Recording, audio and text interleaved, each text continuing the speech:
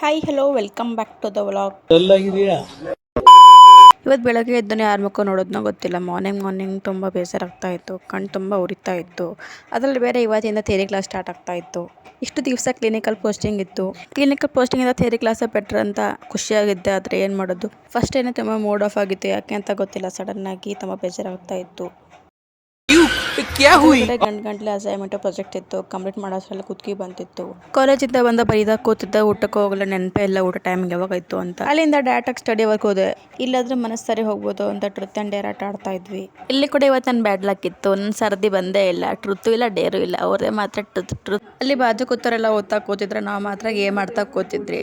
ನಮ್ಮ ಗ್ರೂಪಲ್ಲಿ ಇಬ್ಬರು ಆಟ ಆಡ್ತಿದ್ವು. ಅವಳು ಮಾತ್ರ ಬರಿತಾ ಎಲ್ಲ ಆನ್ಸರ್ ಮಾಡ್ತಾ ಇದ್ಲು. ನಾನು ಓದ್ತಾ ಕೂತಿದ್ದೆ ಯಾವಾಗ ಬಿಟ್ಟು ಹೋಗಿದ್ದೀನಿ ನನಗೆ ಗೊತ್ತಿಲ್ಲ. ನನ್ನ ಮೂಡ್ ಸರಿ ಆಗಲಿ ಅಂತ ಚಾಕ್ಲೇಟ್ ಕೊಟ್ಟಿದ್ರು, ಚಾಕ್ಲೇಟ್ ತಿಂತಾ ಇದ್ದೆ, ಅಂದ್ರೆ ಮೂಡ್ ಸರಿ ಆಗಲಿಲ್ಲ. ಅಲ್ಲಿ ಏನೂ ಆಗಿಲ್ಲ ಅಂತ ಸ್ಟಡಿ ಅವ್ರು ಮುಗಿಸ್ಕೊಂಡು ಮೇಲೆ ಬಂದ್ವಿ. ಇಬ್ಬರು ಕುತ್ಕೊಂಡು ಡೀಪ್ ಡಿಸ್ಕಷನ್ ಮಾಡ್ತವ್ರೆ, ಯಾವ ಸ್ಟೋರಿ ಹಾಕೋದು, ಯಾವ ಸಾಂಗ್ ಹಾಕೋದು ಅಂತ. ಮನೆಗೆ ಫೋನ್ ಮಾಡಿದೆ, ಬೇಜಾರೆಲ್ಲ ಹೋಯ್ತು. ನಿಮ್ಮ ಬೇಜಾರಾದಾಗ ಏನು ಮಾಡ್ತೀರಾ ಅಂತ ಕಮೆಂಟ್ ಸೆಕ್ಷನಲ್ಲಿ ಕಮೆಂಟ್ ಹಾಕಿ. ಏನಾದರೂ ಟ್ರಿಕ್ಸ್ ಇದ್ದರೆ ಹೇಳಿ. ಸೊ ಇಲ್ಲಿಗೆ ನನ್ನ ವ್ಲಾಗ್ ಮುಗಿಸ್ತೀನಿ. ಸಪೋರ್ಟ್ ಮಾಡಿ, ಫಾಲೋ ಮಾಡಿ, ಲೈಕ್ ಮಾಡಿ ಗೈಸ್.